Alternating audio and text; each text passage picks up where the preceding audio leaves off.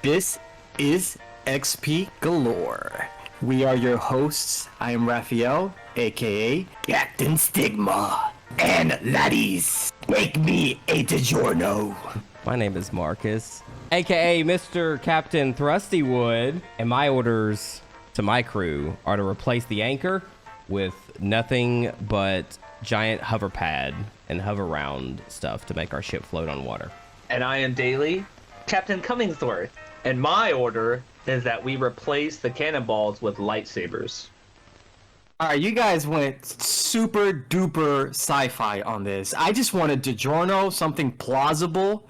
You guys went with lightsabers and hoverboards? What is this? Roth, I just feel like as a captain, you're not really setting your expectations for your crew that high. DiGiorno is delicious. It's a supreme pizza, first of all, and it has all the ingredients on it. How are they gonna make lightsabers with the tech we have now? We just have cannonballs. We have plank. What are we using to make this? Have you not Explain seen the film Cowboys versus Aliens? Those are two genres that probably should be but mixed. we're not cowboys. Have you We're never aliens. Have you ever never seen Treasure Planet? That is super in the future, buddy. You guys are not even in Pirates of the Caribbean. They have this tech, guys. And where's your pirate voices? I think I did a little extra. Well, anyways, it's because you sound like that. Whereas my version of being a captain is very indicative of how I pretty much talk on stream. So no. I heard your captain voice the first time we did this Pirates Life. Maybe I was faking for you, and I'm just trying to be my real captain self. Okay. Oh my god. Well, now I am the captain because I'm the only one that actually played the role correctly. And DiGiorno is delicious. Poser. DiGiorno's not on the ship. How are you supposed to cook on the ship? Well, It's not delivery. So my stuff is impossible to make. It's not delivery. We're shooting lights. So how are you cooking? Exactly. It's not delivery. It's DiGiorno. Exactly. We're cooking. You know how many times we caused fires on our own? Am I right? We never started fires. I want my DiGiorno cooked with a green flame. Thank you very much. Daily, I see what you did there. So what's up, guys? What's going on? We're back here. We're gonna do this Pirates Life, because apparently we're some strange, sophisticated pirates here. Besides me.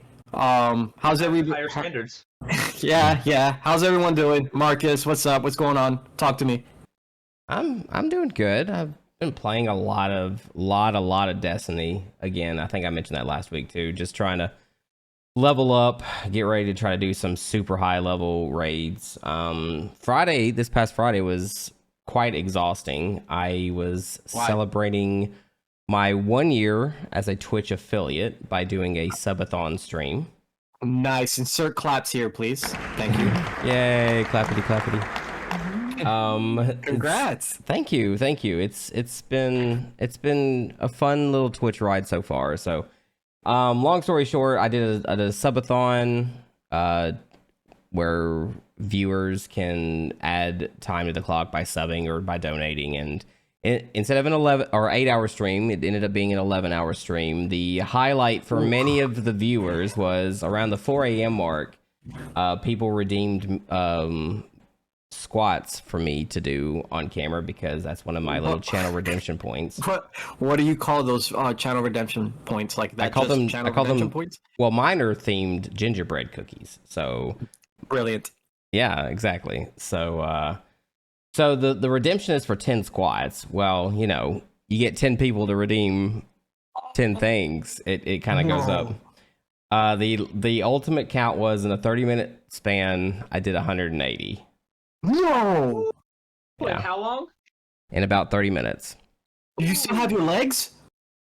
Yeah, I do. Oh my god! Joe, that's a daily project right there. Daily, you heard that? I know, I can't. I heard it. I was impressed. Well, hang on. You can't put me in the same boat as Daily because Daily willingly does stuff like run 8 miles. I only did this because I didn't want to like redeem. I didn't want to like refund the points back to them, and B, I guess it's good content, but it is good. It's great content. Yeah, that's great content. Unfortunately, I did have to do some praying to the porcelain altar after I was done. Oh man, I am Yeah. so sorry. Look, man, there's a reason why handicap stalls are 17 inches and the regular toilet seats are 15 inches. And the bars are for pushing. Yeah. No, the bars are for to graciously lower yourself down after leg day. Oh, I grabbed those to push harder. So, yeah, I haven't left my apartment today, but yesterday's stairs were definitely my enemy. Are you like rolling around like Kirby in the house? Just No. I mean, flat surface walking's okay. It's just getting up or sitting Elevated. down is a little. It's not even my hamstrings that hurt. It's definitely the quads. It's definitely like that Knees. yeah. Well, thankfully my knees are okay. Mostly like the hips. My glutes are sore. From getting down that low. Yeah, man, because I don't just do a little bit. I go pretty much butt to floor for the most part. Yeah. So ouch. yeah, so my chat was extremely excited to make me do that. Then they felt real bad when I told them I had to excuse myself, and they knew exactly why. But it was fine. Did you poop your pants? No, I threw up. Oh my god, you did? Well, so that night I had been like very slowly, casually drinking too, and it didn't help that I had eaten Up and down tossed and turned that alcohol. well that, and plus like for dinner, for instance, I had like some heavy Zaxby's with like hot sauce. Oh my god, that's like a recipe for the disaster. Well, Well, that's great. Your pain gave others pleasure. So I know, right? Thank you for that. It's the one of the things they tell you not to do as a streamer is to like put yourself in danger for the sake of viewership, and that's exactly what I did. So that was no, it was great. You should do a Just Dance stream. That'd be cool. I'd tune in for that. There's a lot of people that have mentioned that. I don't know how people get away with Just Dance streams because of the music. Oh, the music. No, it's completely fine because it's part of the game. Is it? No, is it? It's I don't think so, buddy. Like I think because the music. Because I'd be watching people do Just Dance all the time, and they have the music. I mean, it's low, it's kind of low, but like you can hear the music in the background. Yeah, and they put the screen, they put the dancing screen on there, and then they put themselves on there like a kind of like a split screen, and they do it. They're not supposed to be doing that. Don't say who they are. It's just people somehow get away with like people. Yeah, there's just certain people that can get away with it somehow, but yeah, I honestly don't know how people get away with it. Marcus, you could do it. Download the clip and then delete the clip off of your Twitch channel. Well, sort of, except DMCA bots can show up during your live streams. Ooh, no, you don't want to risk that. He's got a year. He's got a year in his belt. You don't want to ruin Speaking of bots, I'll say this one thing, and then we'll stop talking about my subathon stream. I feel like I've ascended to the next level of streamer because during that subathon stream, I got follow botted. Oh, follow botted. Ooh. So what is that? You're like that. Oh man, yeah, that's awful. Wait, what is that? Is that like a Matrix bot, like that one of those things that are? No, it's so Twitch can tell sometimes if you do things to artificially enhance your numbers, whether it's your follow list, your sub list, or like your concurrent viewers. Anything, if people do things to manipulate their numbers, then Twitch can catch that, right? Stuff. Yeah. Oh, okay. So, unfortunately, there are people out there that love trying to screw with other people's accounts, and so what they'll do is they'll have an army of these like bot Twitch accounts, like just accounts they just create real quickly, and then they send them to go follow a streamer in mass, and so where it like heavily boosts the follow count so quickly that Twitch can flag it as being like artificially enhanced, and it's been happening to a lot of streamers I know. Unfortunately, it's a terrible thing to do. And so it happened to me. I got. How do you control that? How do you stop that? Well, you can't stop it right when it happens. So I got like 650 follows in the span of like a minute. So, but thankfully I have a good friend who she sent me a link, It's a very cool little website where you log in with your Twitch information, and you can put a filter of the date and time of when it happened, and it shows all the follows that you've gotten in that date and time, and then you can just immediately delete them from that filtered list. And it even if the site even recognizes that it's a bot account, like a known bot account, it'll highlight it in red. So it's like, yeah, we know this is a bot account. So you could just like hit select all, hit delete, and they're gone, and then you're safe from any sort of issues with Twitch. That's good. That's good. Nice save. Yeah, so that was fun. But yeah, that's all I've really been up to. What about you, Daly? I actually haven't played a whole lot this week. I have been working a lot more, doing a lot of at-home training. So not at home like at my house, but meeting at people at their houses and doing some training for them. So I've been traveling a lot all week, so I haven't really played a whole lot. And when I do, it's Warzone, and I give up after I find out that cheaters are shooting me. There it is. But outside of that, no, I played. I was playing some zombies with my buddy Cruising earlier. So we were playing some zombies, and then we've been playing like MLB The Show as well. So we're just kind of doing some stuff to kind of relax. But yeah, I'm supposed to be starting a new weekend job next month. Nice. Working Friday and Saturdays at like an RV dealership. Cool. Doing what? Selling RVs. Okay. I thought you were gonna be like, repair and maintenance, But No. I'll be handling the sales department. Not handling, but be a part of the sales department. And apparently, if the average person that sells like 5 RVs a month makes like 10 grand. So, ooh. So that's my goal, is to do the weekends, because they asked me what 2 days I want, and I was like, well, people will go out on Fridays and Saturdays because they're not at work. Yeah. They'll take time out of the weekend. So I chose those days to show up and do some work and set up appointments and stuff like that. So we'll see. I'm supposed to start that when I get back from drill in August. So like the second week of August, I start that. And it's commission based, but they always have walk-ins. And so they're this month alone, it's the 18th. As of yesterday, they sold like 35. So wow. Yeah, they've sold 35 already this month. It's like, isn't it hard to sell an RV, because that's not a common thing, but the location. Depends on the location. So this company sells like Winnebagos and stuff like that. So they're not just like $10,000 RVs. They're pretty high expensive. And I just know of somebody through clientele that needed like somebody part time, and I was like, well, I don't do a whole lot on the weekends anyways. So let me just. I already reached level 100 in zombies. I play zombies and I yell at cheaters all day. So let me just make some money. Let me just make about 10 grand a month off the weekend. So nice. That's good. That's the plan, anyways. Cool. Well, I hope you sell like 20. That would be phenomenal. Yeah, you're charismatic, sir. You got this. Yeah, so basically they just gave me the catalog and their website, and I'm basically just learning about RVs, basically.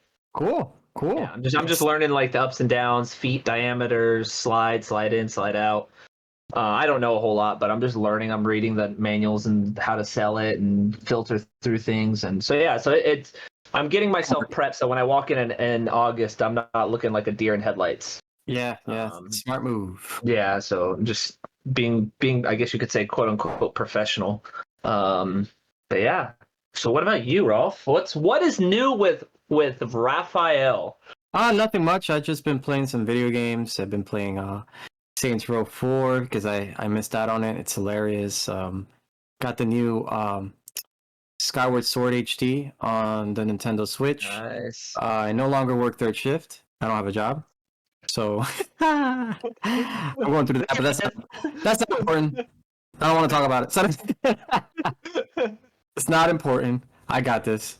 No, but I'm just getting used to the living side. I'm walking through the daylight. I'm a what's that called from Blade? A daywalker? Is it daywalker? You're a daywalker now? I'm a daywalker. Oh, okay. Yeah. So yeah, just actually working out, guys. Guess I did it for my mental health. I ran for an hour I only got. Nice. It was a bike, first of all. Oh, okay. I wasn't actually going outside. You crazy? It's hot out here. But I did run for an hour.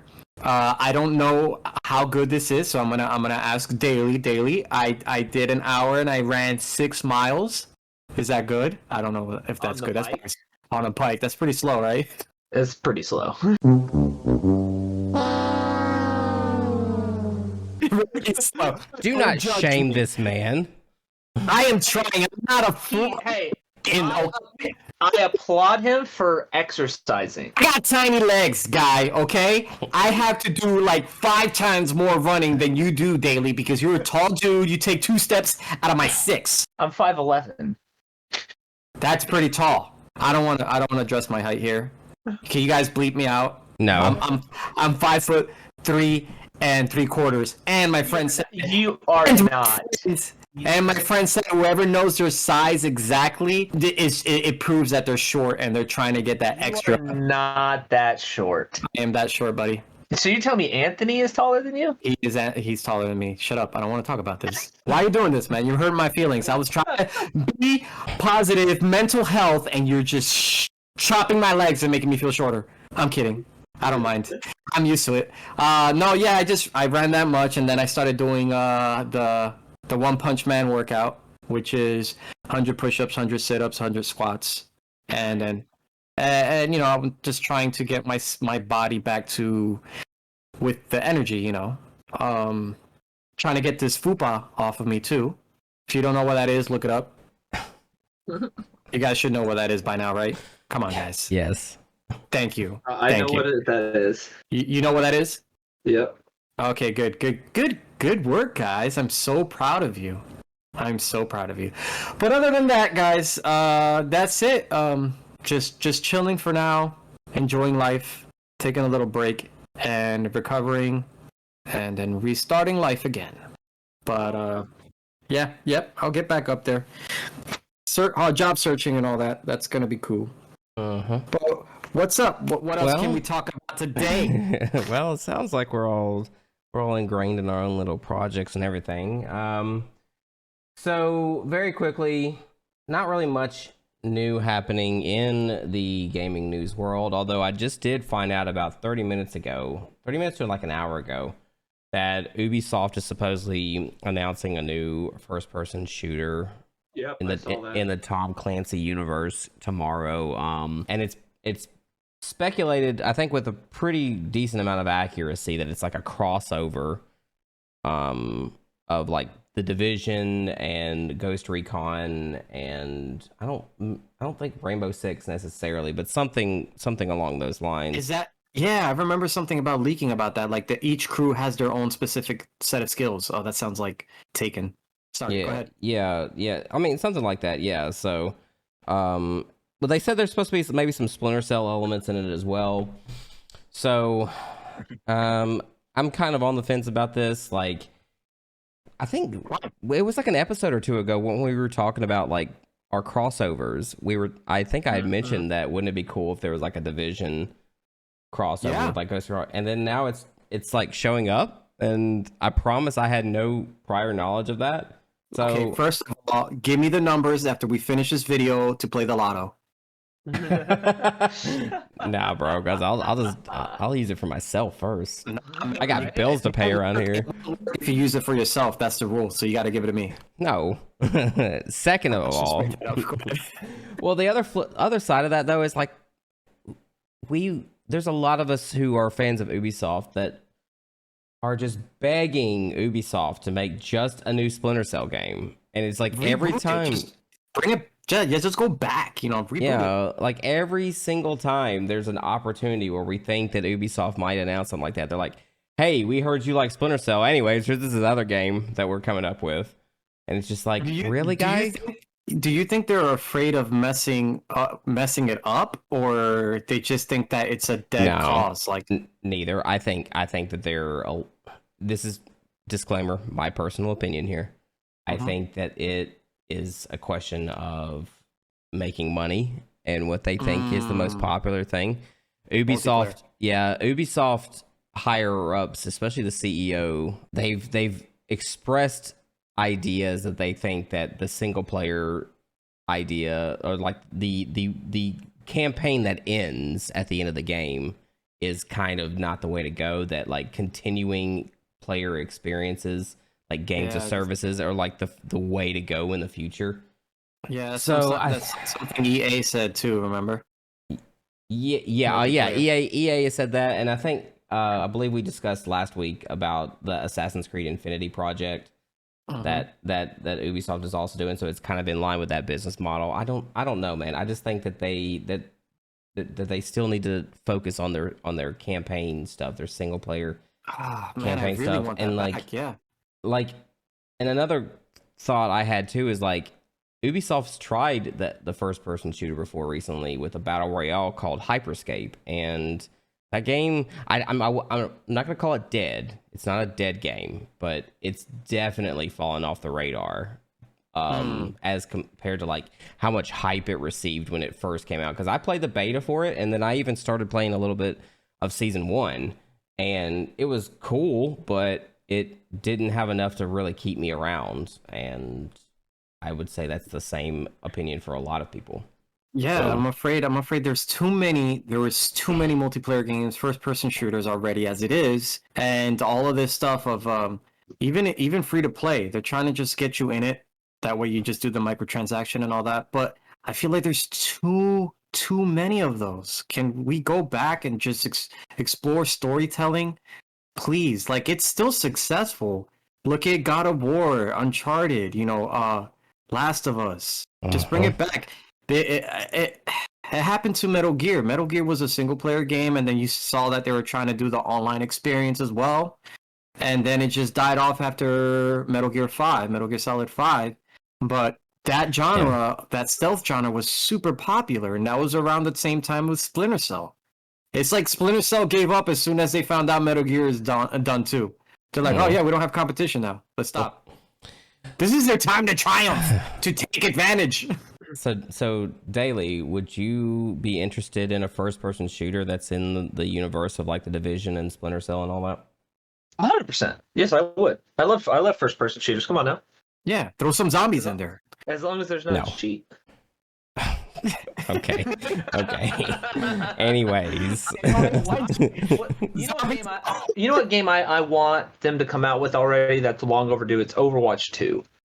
They've been hyping it up for so long. It's still coming, quote unquote, in development. It is coming. Yeah, there was some. We have nothing. We've had nothing since like February or April.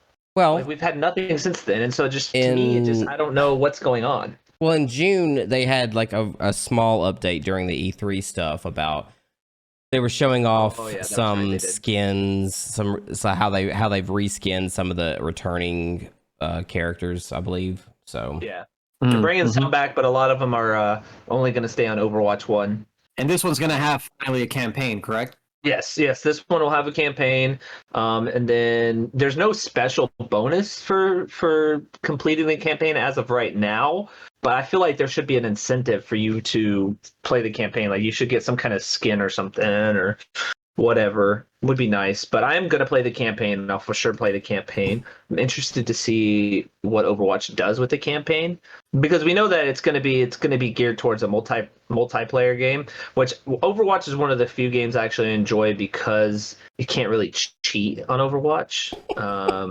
Do elaborate, please. No, it's just I like the 3v3 aspect of Overwatch, which is 3 rounds, or the best of 3, or best 2-3, 3v3. You only get to die once, and so it becomes a strategic thing. It's random maps. You spawn on the opposite side, and it's to me, I like Overwatch. I like that concept of the 3v3. That's just what that's what I play with Overwatch.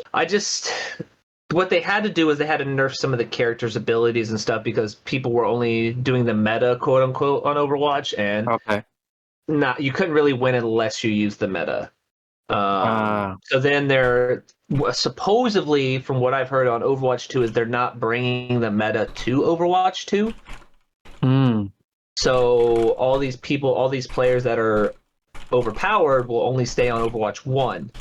So then that kind of like. I'm always excited. I always want a wide variety to use. Like Street Fighter. When you played Street Fighter, everybody was pretty much even. You had your go-to characters because you liked them, how cool they looked, and stuff like that. I'm talking original Street Fighter, by the way. Yeah. Mortal Kombat had everybody was even playing field, so I like that aspect. So yeah, Overwatch's plan is to not bring the meta over to Overwatch 2 and kind of keep like fan base characters in the game, like people that really like the artwork or really likes these players that are not meta. That was the last update I saw. Of course, it could have changed by the time of recording of this video, but yeah. Do you think that would upset the fans though? Like for those who are enjoying the characters from part 1 and then part 2? If you bring the meta over to Overwatch 2, there's not a chance to broaden your horizon and expand on your player play. Your character play, excuse me, because it's just like Valorant's a good example is, there's not really a meta in Valorant. It's more skill based, and so you play with characters in Valorant based upon your skill level, and that's kind of what I want Overwatch to be, because that's what Overwatch was at the beginning, and then now it's kind of geared towards if you don't have 3 out of these 5 characters on your team, you're gonna lose, just based off of the skills and abilities. So I would like to see that in Overwatch 2. That way people have to expand their horizon and not only go to like the meta. So that's just all I have. But yeah, I'd love to play the first person shooter from Ubisoft. I think it'd be great with all the cross play in there that Marcus, quote unquote, didn't know anything about. That's basically what I have on that thought process. Yeah, I was just curious. I'm so glad, Daly, that you took my simple question and just turned it into a Overwatch discussion. Good job, buddy. I'm sorry. Take that energy with you to the RV sales. you'll be ready to go. All right, fine, we'll take it. Jesus Christ. I remember because he likes the anti-cheat on Overwatch. Remember, because it's please anti-cheat. Please don't. Yeah. All right, one more tidbit of news, and then we'll get into our article for the night. Alrighty. It is a really, really interesting time to be a streamer, guys, and here's why. Really? Who here knows of the company Elgato? Me? Yeah. So if you are unaware, Elgato has made a name for themselves in the past 10 years for making products to aid streamers, whether it's like accessory products, microphones, that kind of thing. Well, a few days ago, they had a huge announcement live stream, like almost E3 level announcement, and they announced 9 new products that all went on sale that same day.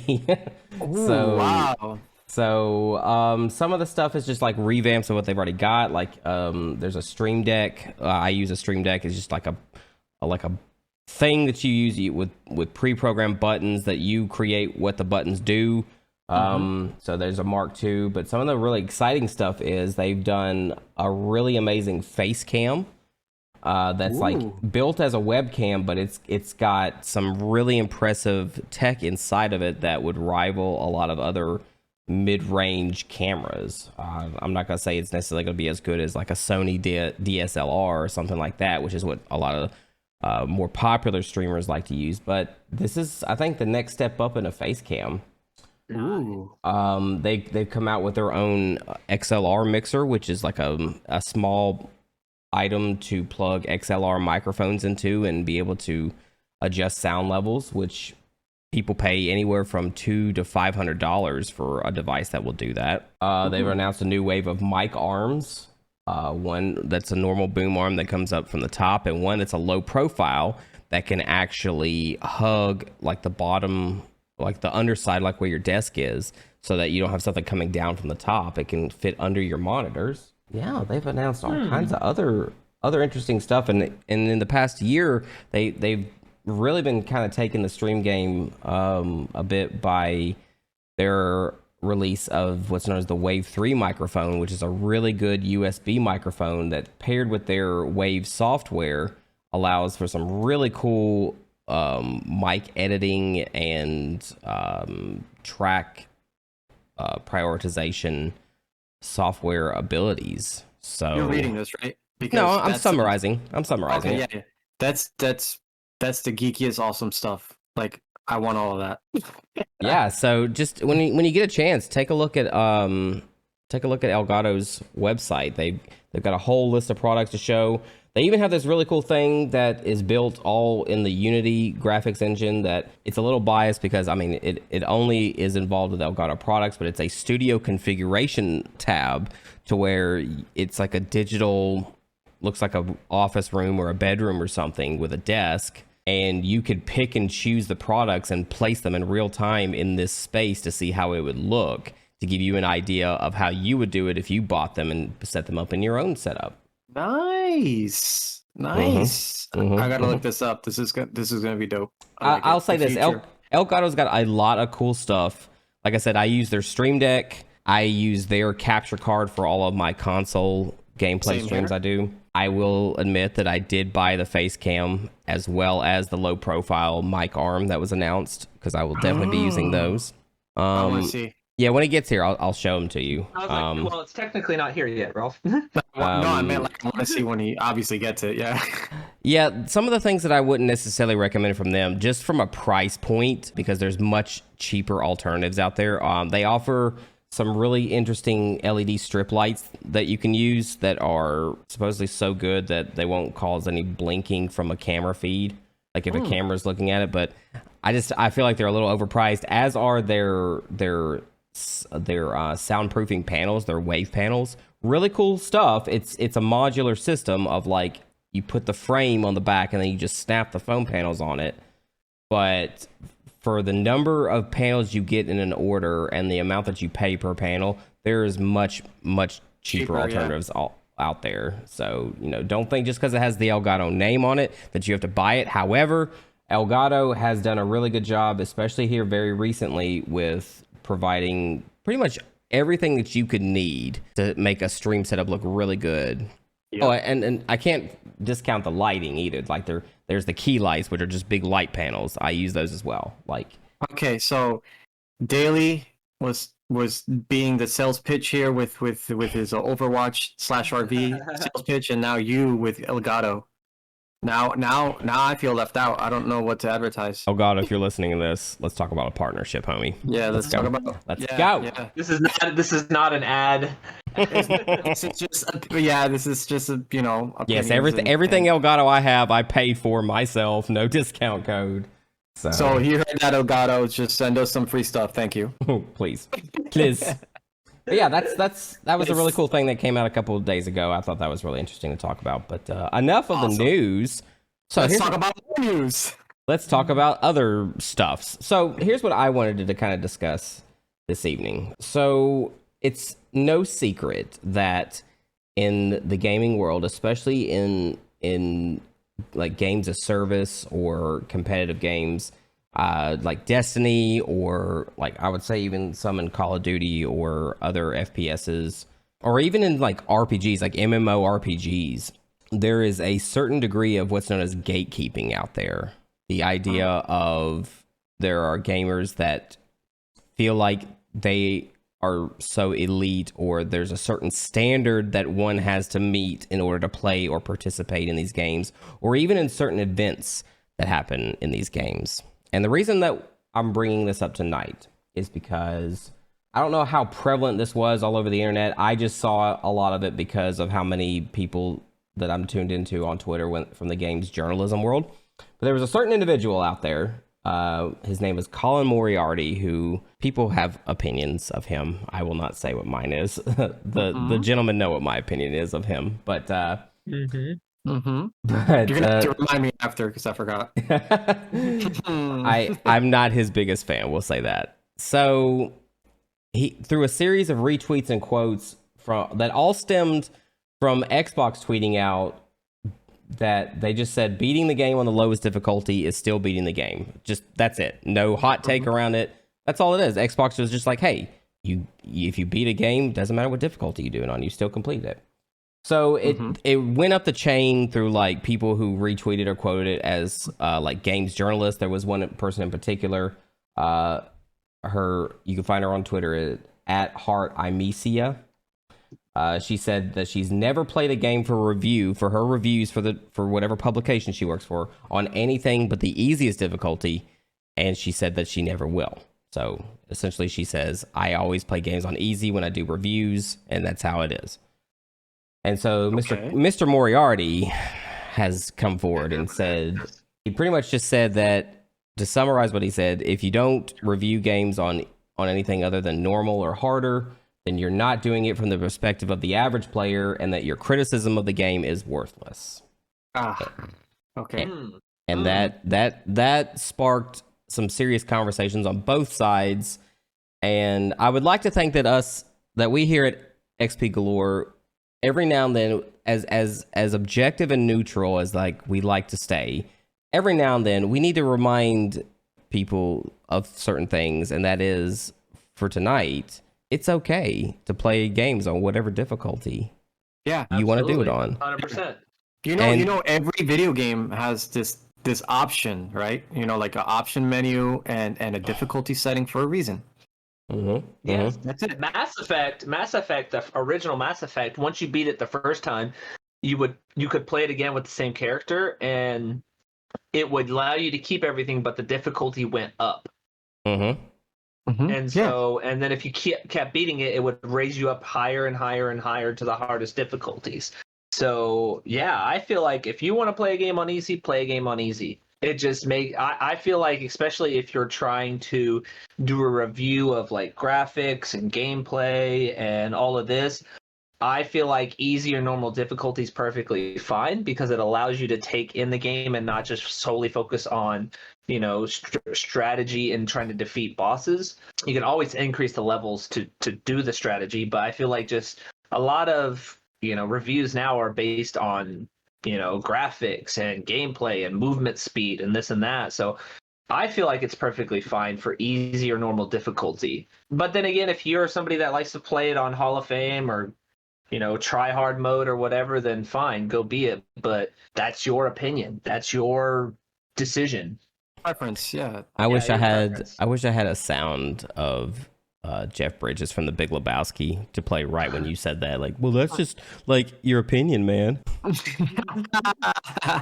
But yeah, like I agree. Like, I want us to like, and if any of y'all have examples where you've experienced like gamers that have tried to pull the whole gatekeeping thing, like, please speak up. But like, I want us to discuss why it's maybe not okay to have this sort of opinion, because, like, for one, not everybody enjoys playing games that are super difficult. Like, a good example that comes to my mind for me personally are the recent titles released by both id and Machine Works, which are, of course, the Doom not remakes, but, you know, the new Dooms, like Doom and then Doom Eternal, as well as Wolfenstein and Wolfenstein 2.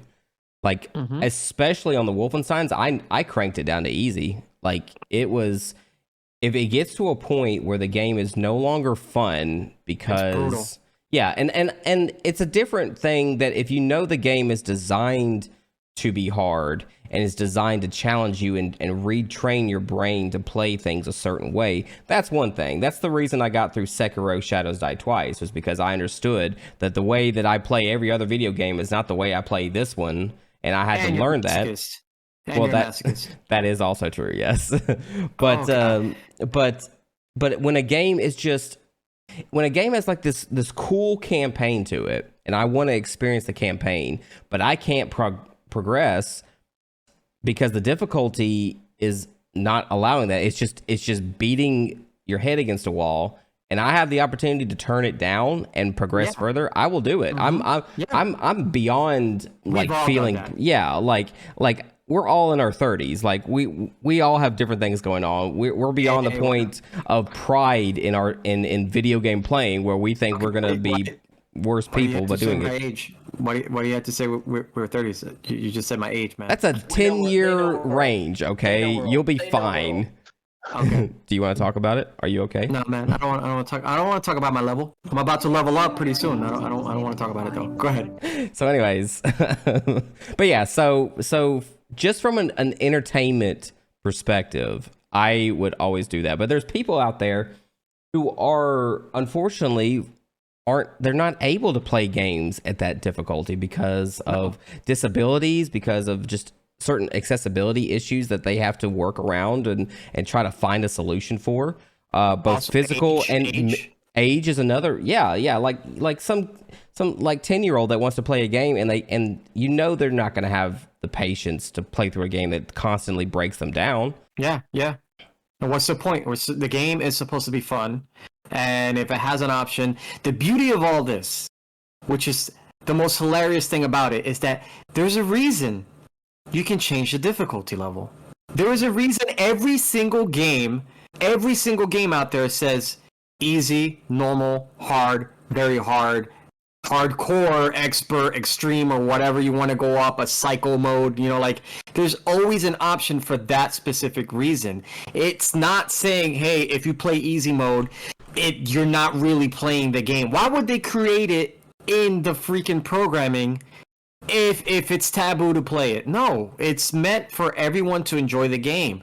There's options like that on Last of Us 2. Last of Us 2 lets you adjust everything, even for colorblind, hearing impaired, everything. It wants you to experience the game. They want you to enjoy the game. Absolutely. Why would you try to make someone feel less of a person because belittle a person because they prefer to play it on easy mode? That's not cool to me. And I say, if you're playing a game, you're already supporting the gaming community, you're already supporting the developers, and they're just very happy that you're playing the game, and I'm pretty sure they appreciate it, So what's with the backlash of, if you don't play normal mode, you're nothing. Your words are not valid. That's not cool with me. Yeah, and just to clarify, just so that we can say we did our due diligence, I did look through this Twitter thread after the fact, and he did in a later tweet say that maybe you saying the word worthless was a little harsh, and that he just means, like, from a journalist review perspective, you need to play it like the average player plays it, and you need to play it on normal, or you need to at least disclose that you played on easy and say that this may not be what the normal player experiences. And I'm like, yeah, okay, but so like, that means poor choice of words, right? Yeah, Because but like, even though is a very strong word, a lot of times though, that choice of words sometimes can tell you what that person's mindset is. And like, yeah, and we all know that there are gamers out there that for some reason or another, if they think they're good at something, then they have to protect it from any deviation. Mm-hmm. And that's not okay. Like gaming for, God, I don't know how many years running now has been the highest generating revenue source, as far as entertainment goes. It does more than movies, music, books, TV combined. Mm-hmm. Mm-hmm. There is plenty of room for gamers out there. Why do we still have to hold on to this early 21st century or late 20th century notion that, like, I'm better at this video game than you have to do it the way that I did it, and if not, then you're not allowed to play the game. Look, if you go to every different website out there and they do reviews, not all reviews are the same. That's an opinion of whoever is doing the review. It's not set in stone. So if a game gets a perfect 10, like Breath of the Wild, which it rightfully deserves, and it is a perfect 10, you guys are missing out. You better play it.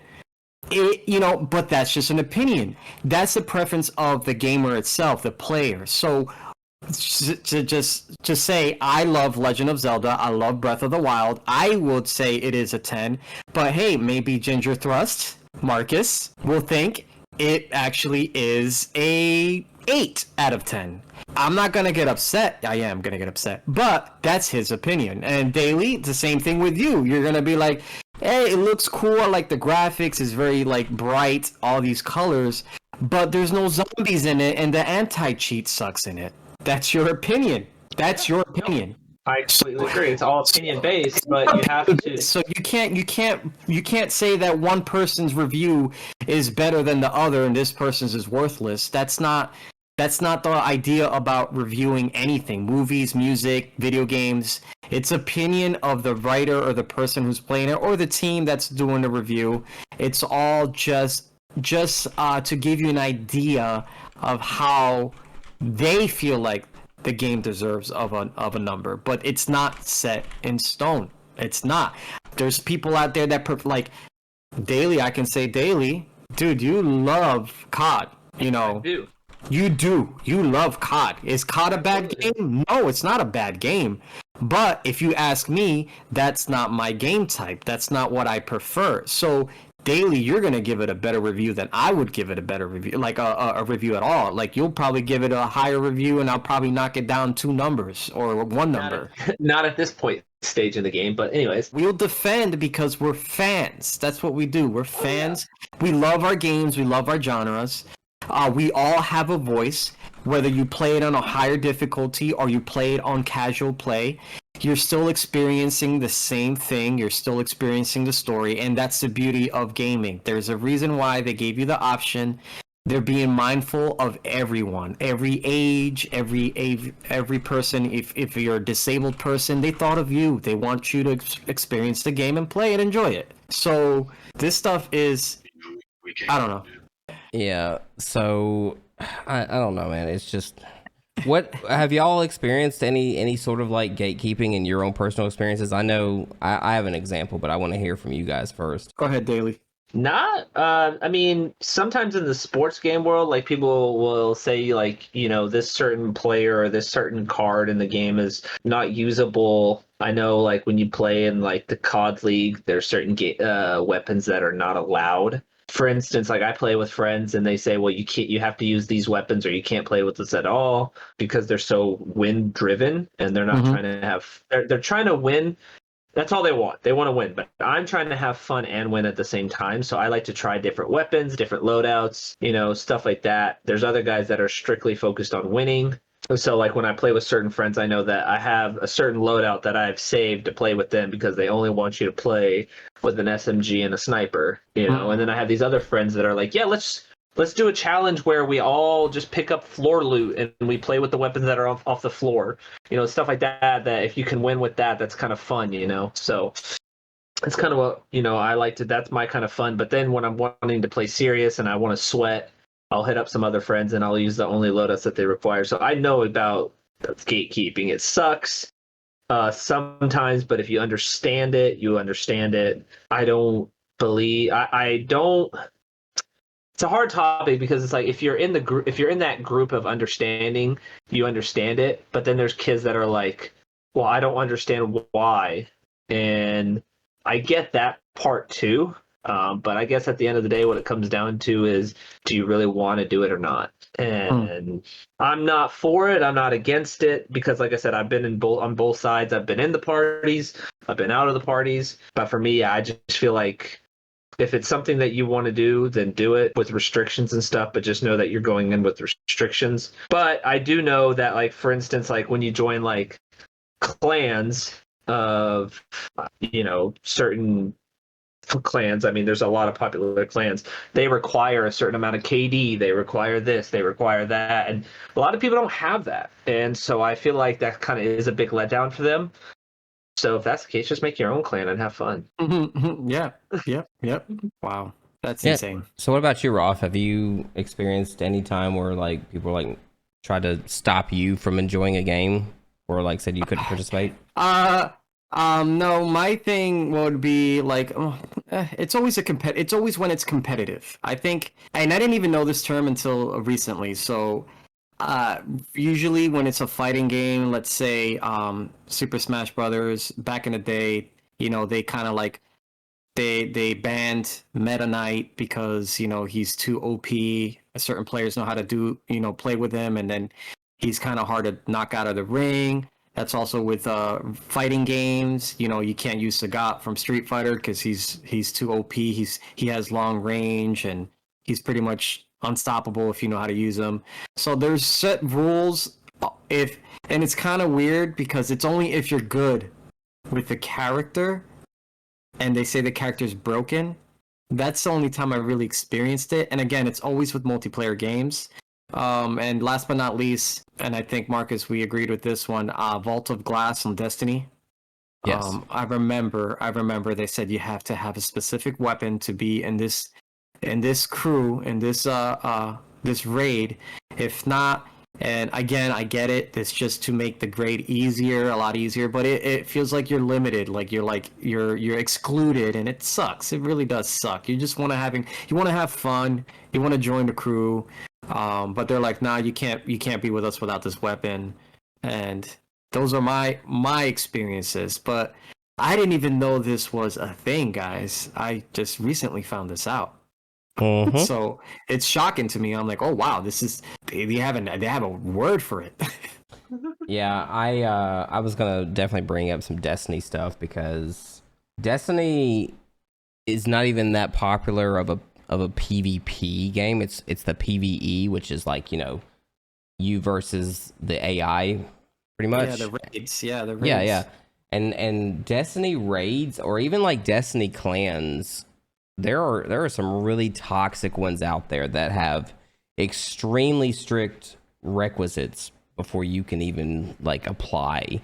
And I don't see the purpose in that. Like, I understand if you're more of a serious set of individuals that are going to play this game, like maybe you don't necessarily want to have somebody that only plays like once every other week or something. I can get that, and you can put that in your description wherever people are finding you at. Like, yeah, we would like you to, be active or whatever, but like having specific statistics that you have to match to get into something is literally eye rolling to me. Like, why is that a thing? Like, and if any of you out there have ever played a Destiny raid, I would hope that you would understand that there is not one way to do it.